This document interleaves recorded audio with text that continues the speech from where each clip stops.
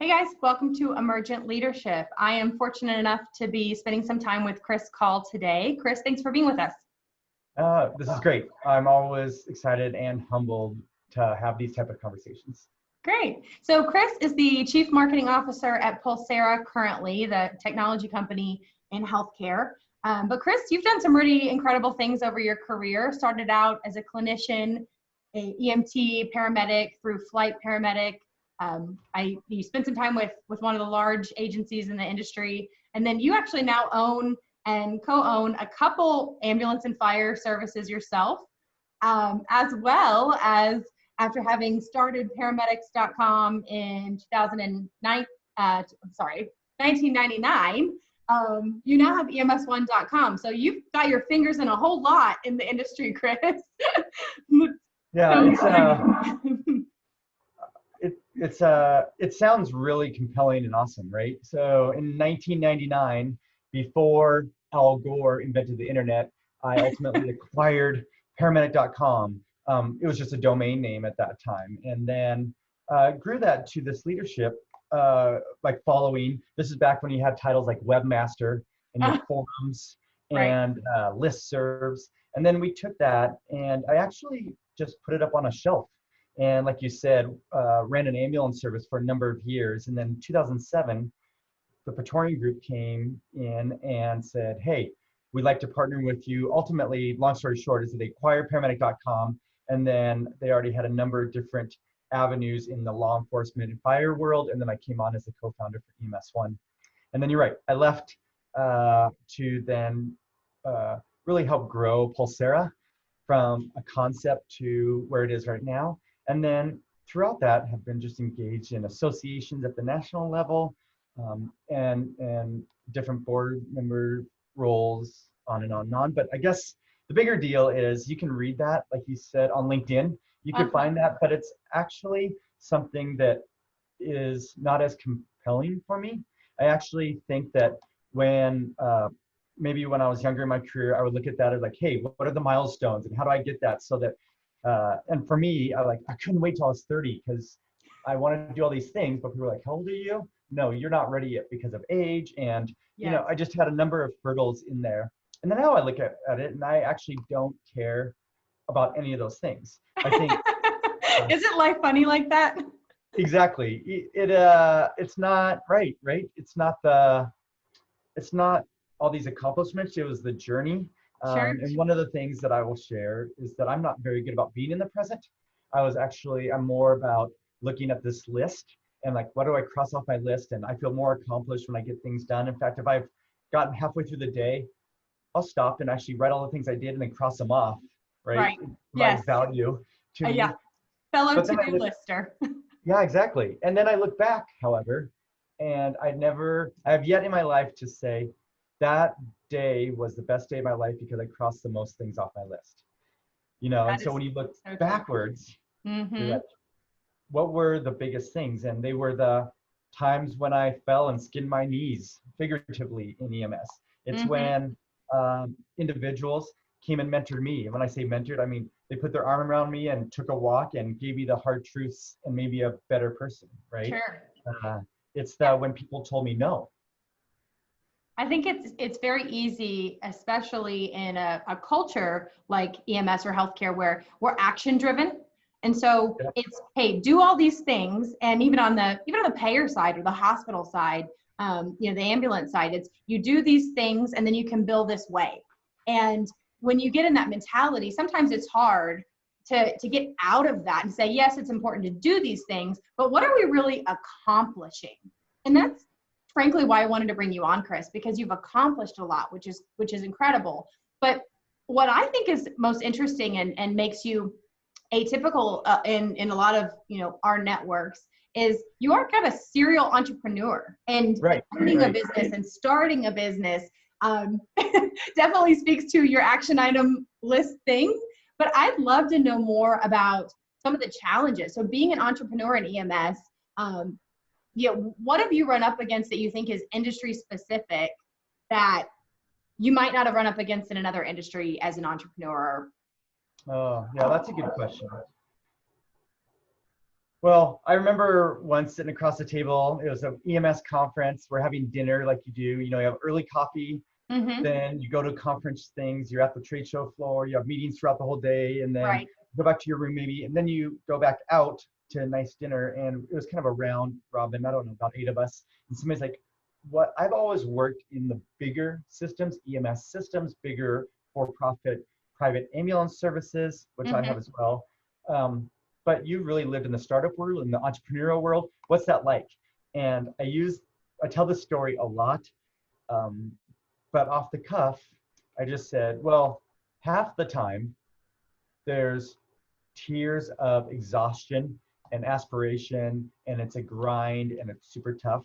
And then the other half of the time, you have all these wins and you're high fiving each other and you have these tears of joy. But either way, I am crying every day. And but I like that, right? I like that. I like that challenge. I like that climb. I like that like competitive, athletic kind of idea in business of pushing forward, being better, surrounding yourself with people that are stronger, faster, smarter, more wise uh, than me to do Sure. that. Um, Sure.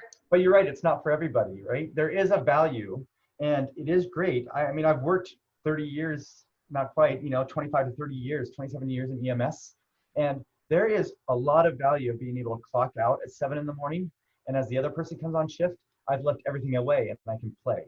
Right. And there is value. I think we think of like we're just in this grind and we're doing this, but there is value to be in a bigger, large organization where you get a paycheck every 2 weeks, whether you do great work or okay work. Right. You can leave work behind. There's value in that, and it's always greener on the other side, right? So you look at that like, oh, if I didn't wake up tossing and turning, being worried about my employees or my team or the company.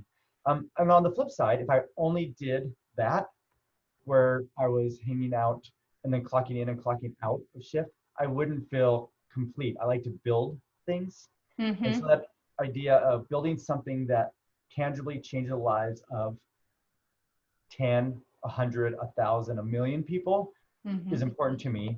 And yet, uh, I spent 26 years as a clinician because Mm-hmm. still tangibly holding the patient's hand and walking them through their experience in life was really important to me, that one-on-one time.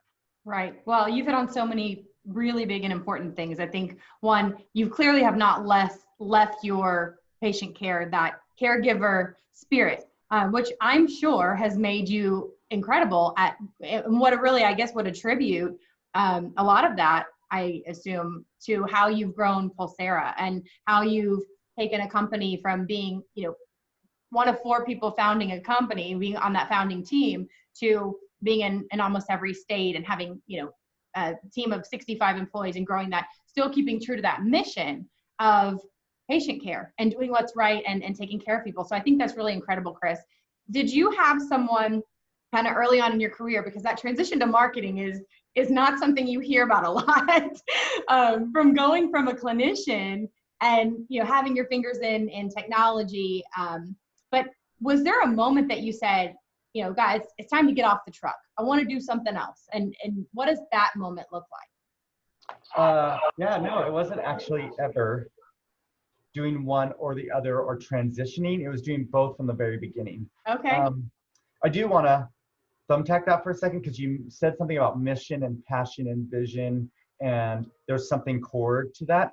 Mm-hmm. And at Pulsara, we have, a mission statement. We have these vision statements. We have Right. these core qualities that are important. Mm-hmm.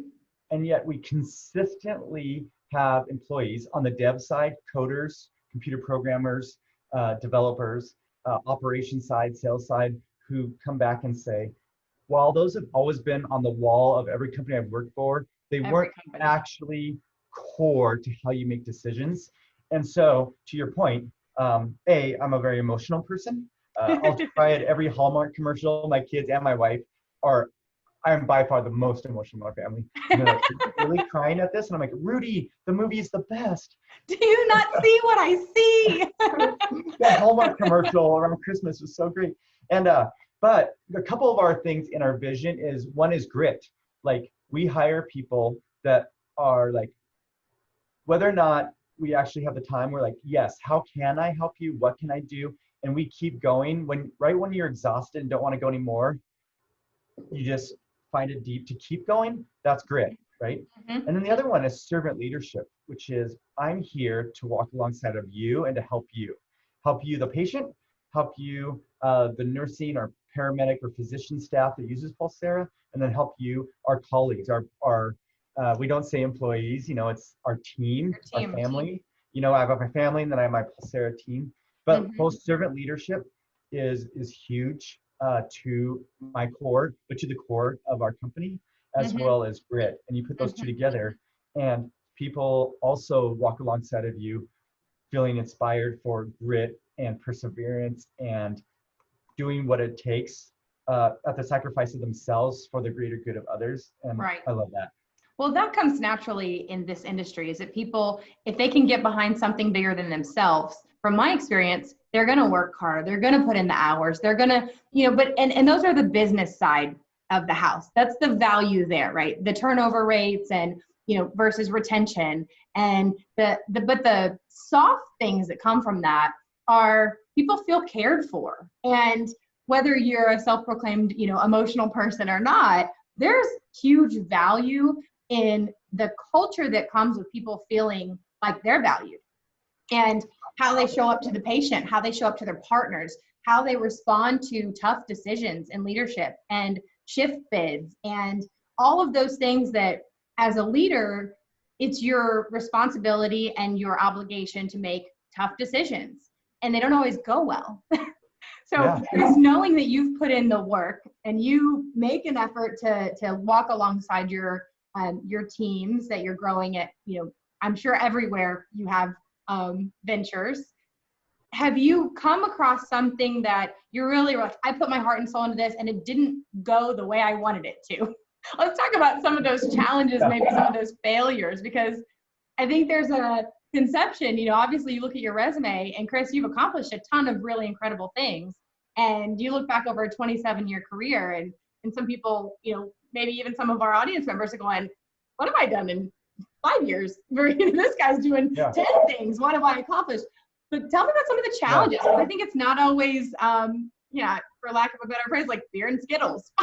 Well, here, bottom line is, it's so great because you, when you were saying, think back when there was a challenge, I'm like, Brett, I spilled coffee 3 times in the last 24 hours, including 15 minutes before us that I had to change. So I've changed outfits 4 times because I spill coffee all the time, right? So far from perfect. And that's actually a good point, is that the resume and stuff doesn't seem to be as relatable to me as the skin knees, as the things that didn't go well. When it doesn't go well with employees, or it doesn't go well with employer, it goes both ways, or it doesn't go well with customers. All of those are opportunities to learn from each other. And 100%, I can tell you this, true to my core, I feel like 100% of those type of things get, I'm going to put quotes around fixed, get moved forward when the other person's voice is heard. And so the example is, I have a great friend, his name's Mike Tagman. Probably the majority of people who are listening to this know of him. But I remember everybody in HR, like, if you're a leader, you should not be friends with people on social media. There's a liability there of knowing what they're doing off shift or when they're doing this. And he's like, I don't subscribe to that, because when I get a call from the fire department or the hospital and they're like, hey, this person was really short today, and instead of like reprimanding them doing that, which, listen, there are times that you have to hold the line. Yes. But he also knows that their child's really sick, or they're going through some personal issues. And so then instead of like, they're basically barely hanging on in work, but they have to work because they have to pay these, but their mind's there. Instead of then piling stuff of, we're going to give you a written warning, or that's unacceptable. It may be unacceptable. We can correct that behavior, but what's the heart issue? Like, what's going on? Like, this doesn't seem aligned to who you are. Your head's not in the game. What can we do to walk alongside of you? Talk to me. How do you feel, right? What does that make you feel?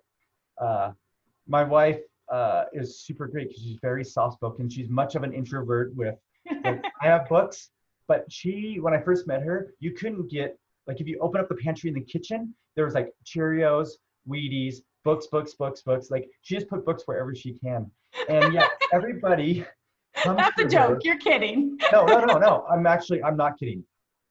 I love that. She has Well, books everywhere, even in the kitchen, in the pantry where the cereal boxes are. oh, that is too And funny. Well, you know, I think it's Tony Robbins quotes Jim Rohn, says, you know, readers are leaders. So yes, and I she's think, one of these introvert, strong, silent leaders.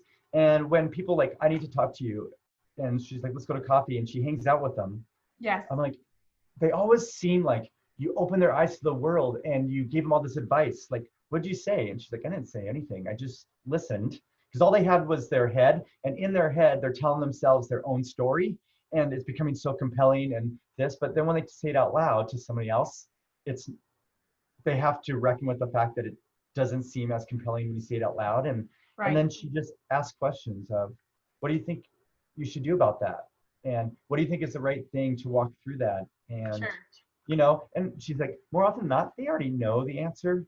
They just Yep. need to like bounce that off.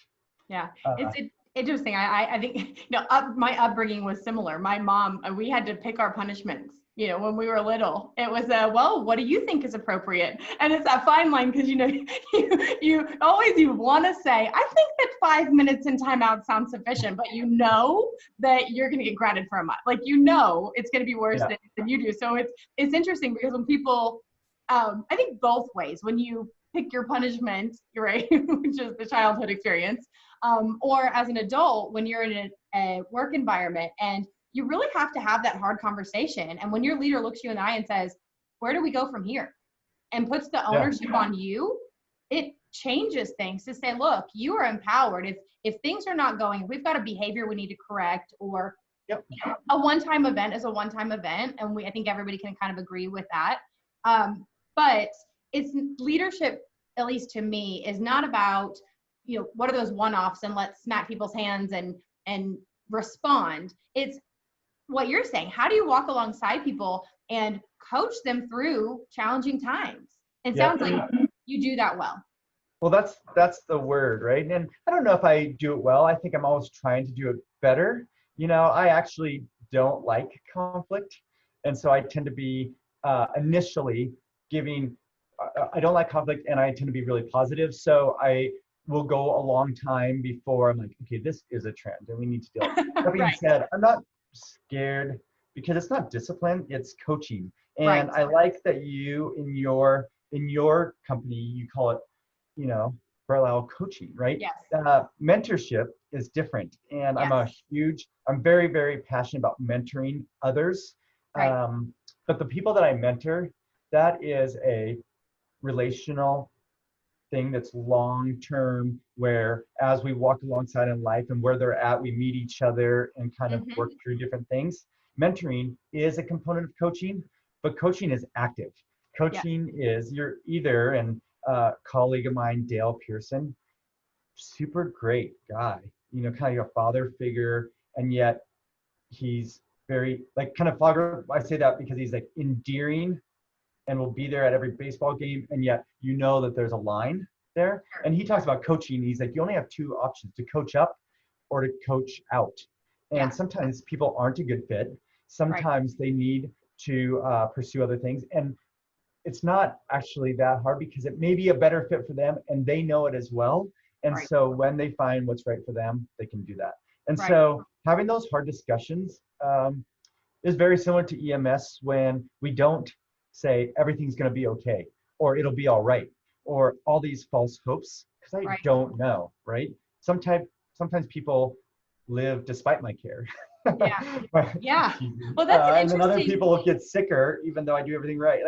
Like all of us are terminal. So instead of saying things will be okay, we say you're in the best hands possible. We're doing everything we can. We're going to walk you through this process. We're going to, and so that being objective of like, this behavior is unacceptable, or walking through this line, you are that crossing the chasm, right? You talk about books, the crossing the chasm, that as the company evolves, the culture may be that the people who are perfect at the beginning are no longer perfect. And that's tough because they're well-intentioned, good people that wake up every day wanting to do well in the Right. world. It's not like their soul is black. So those are, I always think that it's not the good things in life and then the bad. If somebody said, don't drink poison and play soccer in the freeway, that's easy.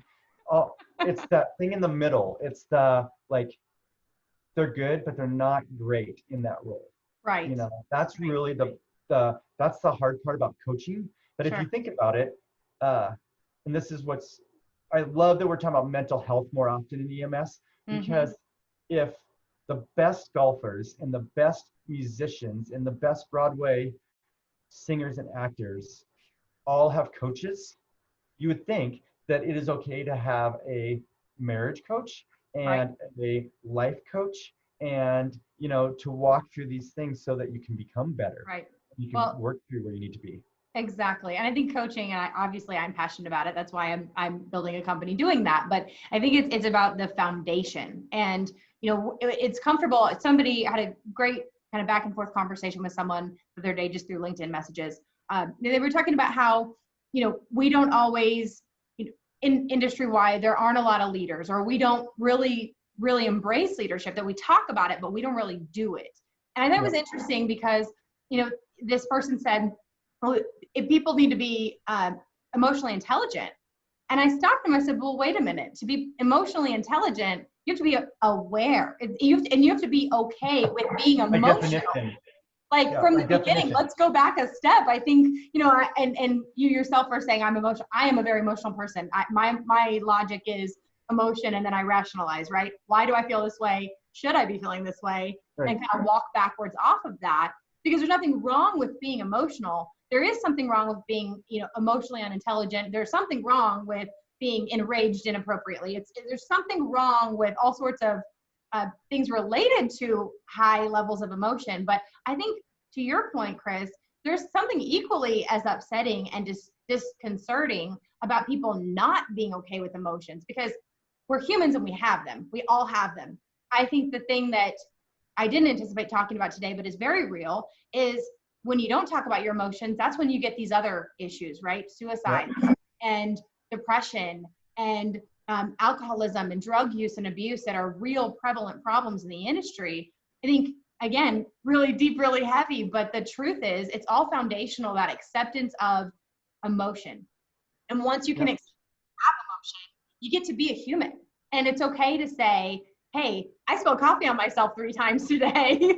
Yes, I'm a chief marketing officer and I'm showing up being this really incredible guy, but I'm imperfect too. And there's something very human about that. Yeah. Well, let's talk about skin knees. I mean, you look at these accomplishments, but the reality is people have told me no a lot in my life. They've told me I can't do it. Sometimes they were right. I've applied for positions, and when I was young, there's nothing I want to do more than be a firefighter paramedic. And I consistently didn't make it through the interview process. Sometimes it was physical. I just sprained my ankle, didn't make it down through the physical exam, didn't make it through the interview process, didn't tell the right story. Right. I've been fired twice. Now I can always have my side to the story, but I always met a guy that was like, man, it's so cool. Like, I've never been fired. It'd be cool to have that. I'm like, it's always this perspective of like, yeah, like I'm good. I'm happy to the core that I was doing the right thing at the right time. And to my core, I'm okay with that. Sure. So it can be turned into a badge of honor, right? Right. We'll talk about marketing here in a second. So my whole idea is I throw 10 things at the wall, and the 4 that stick, then I double down on those and then look for 6 more things to do. So in those times when somebody said no, or they said, hey, what happened back there wasn't okay, or we're going to let you go. We're going to write you up and let you go. And I'm like, but that's not, like, you didn't even ask my side of the story. Like, and at the end of the day, those were really big reflective times of who are you, right? Who are you and what are you going to do? And we all have hard times. We all have struggles. We all think everybody else is better than us. We all wake up with low self-confidence in the morning and have to look at the mirror. And you're right, there are tough things that we deal with in EMS, and you can deal with it through humor.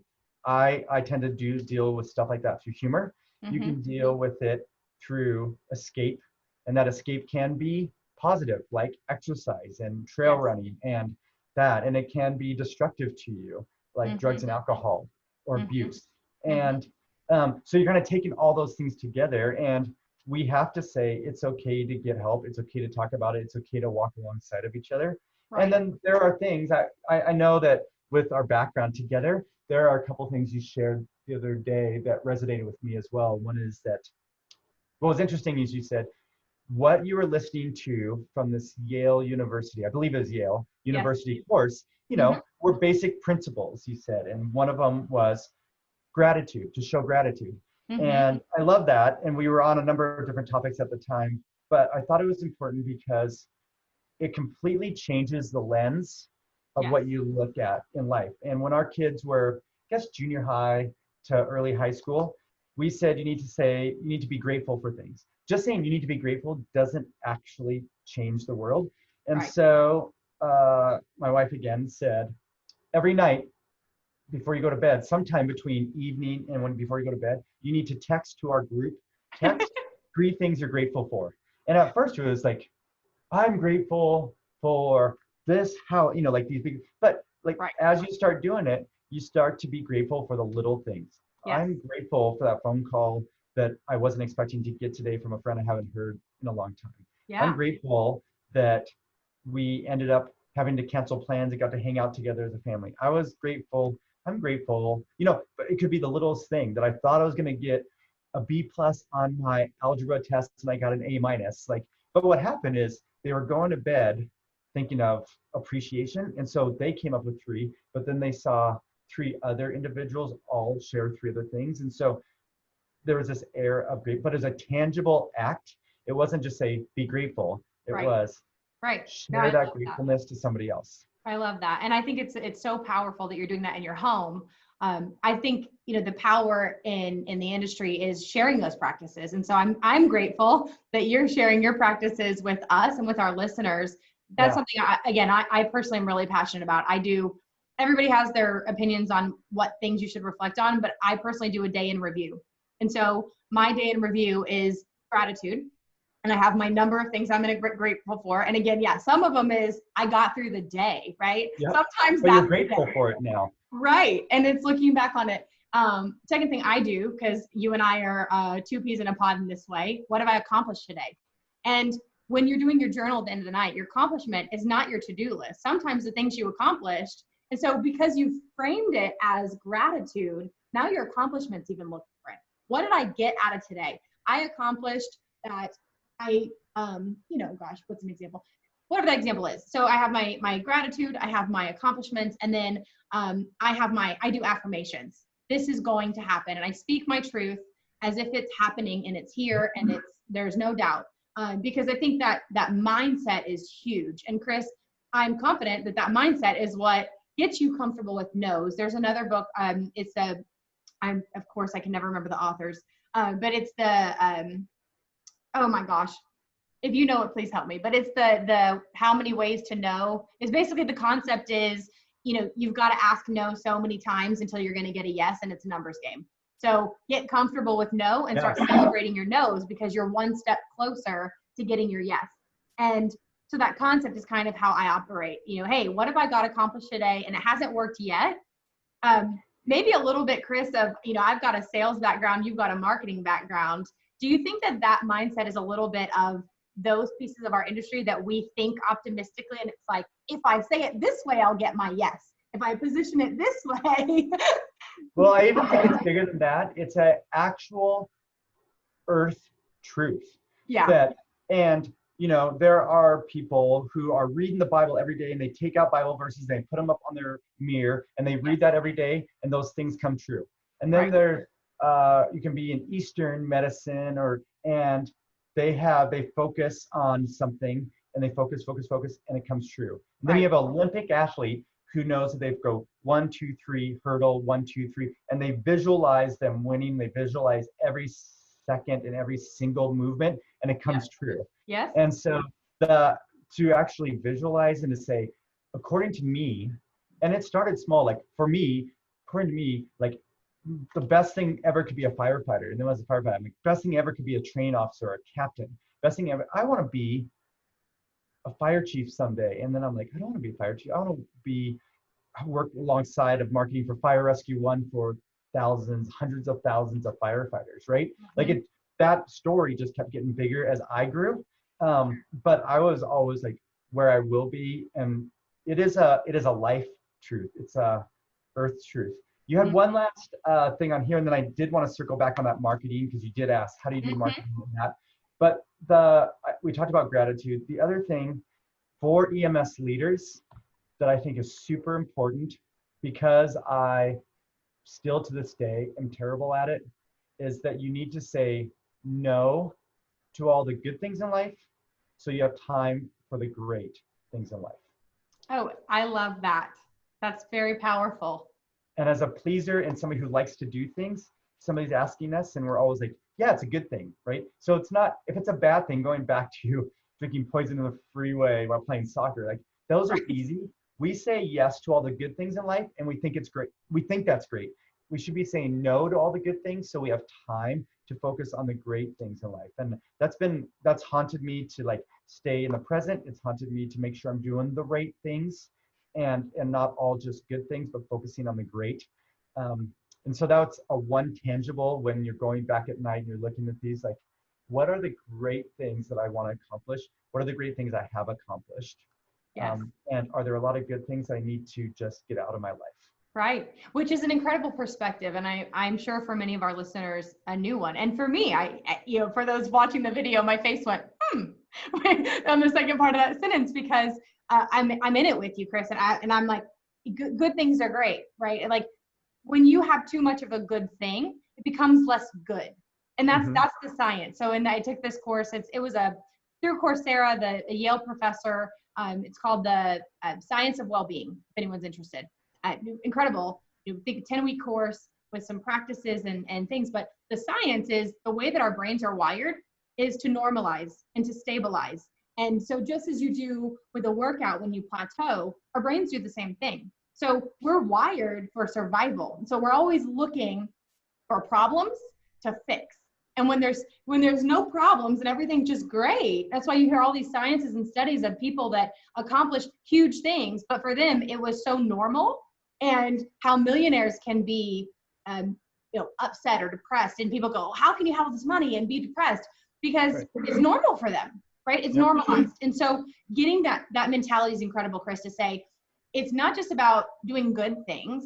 I've got to keep my eye on the ball for the things I'm really passionate about and the things that I really love and the things that are really going to bring me that level of success, but fulfillment, and that allow that dream to evolve.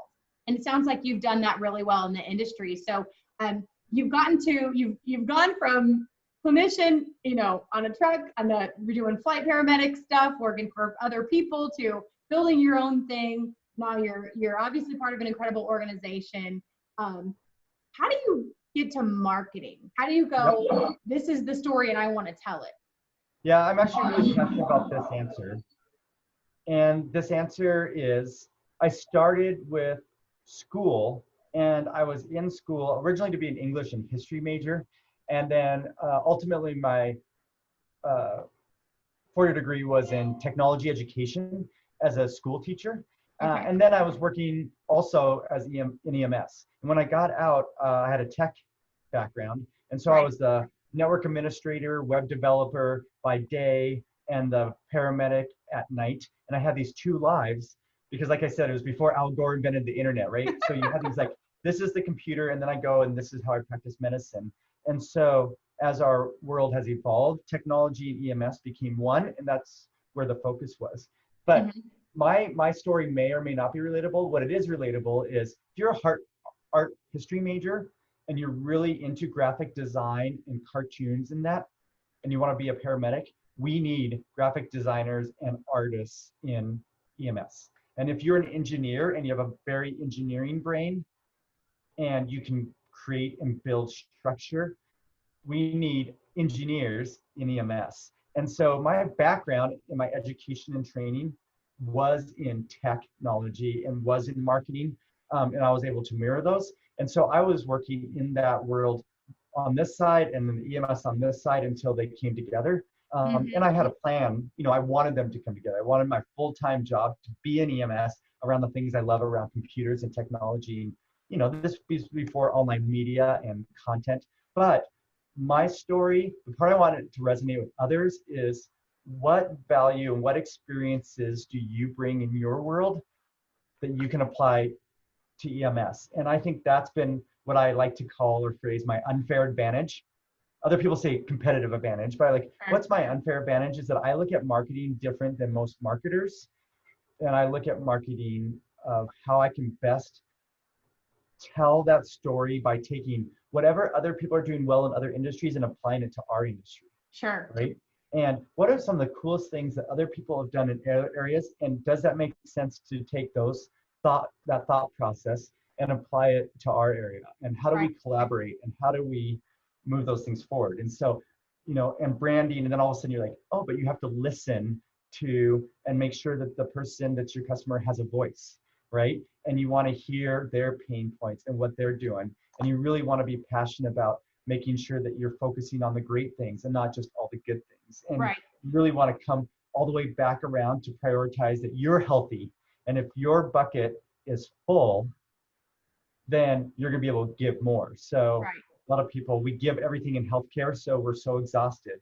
And it seems selfish to us, but you need to take time for quiet, take time to journal, take time to exercise. If you can give yourself 1 hour out of 24, those next 23 are going to be 10 times better than not prioritizing you. In our industry, like you said, for health, mental health, wellness, with suicide rates and depression and all these things, we're going to be a healthier group by focusing on us, doing the great things, and then being strong in the things we're passionate about and bringing that into the industry instead of having to leave the industry to go do those. I love that. And obviously, again, you've done that successfully. I think that's the message I'm hearing so strongly from you is you're clearly passionate about EMS. You're clearly passionate about healthcare and others, and that servant leadership. I'm feeling it in this conversation. I want to be there. I'm in it with you. And that's the most important piece is that we all recognize that we're in this together. That's why I am doing this podcast, right? Because it's so easy to get caught up in doom and gloom, and we have terrible leadership and nobody gets me and I'm working my tail off and nobody appreciates. It's so easy. I go to any, EMS shop, fire station, hospital, and ask them, and it's incredible that, and I think it's a shame that you go to you can say, hey, majority of places, I guarantee, I could put money on it. I bet you $100, Kris. If I go, I can find at least one person who will give me their sad sob story about how terrible their life is and how they hate their job.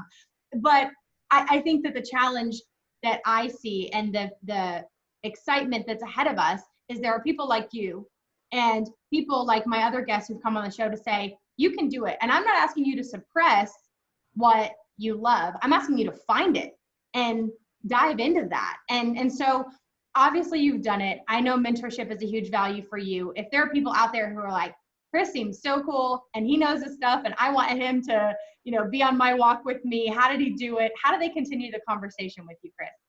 Yeah, well, that's exactly, and the perfect way to close this up is that's what I've seen is that there are amazing people who have done amazing things at EMS. And the common thread is they're like, I'll walk alongside of you as well. I'll help you. I will mentor you. And so in the same vein, you can find me on social media. You can find me on Facebook or LinkedIn or Twitter. You can easily email me at kris@paramedic.com. That's KRIS@paramedic.com. And I will follow up. I will hang out. I will walk alongside of you. People did that for me, and it's my turn to pay that forward. I love that. Kris, thank you for your time. I am genuinely appreciative. It'll be on my gratitude journal today for our conversation. I think it's been fun. So thank you for your insight and your expertise. And I know our audience has been appreciative. For our audience, thank you so much for joining us today. I hope that you join us again next week for another episode of Emergent Leadership.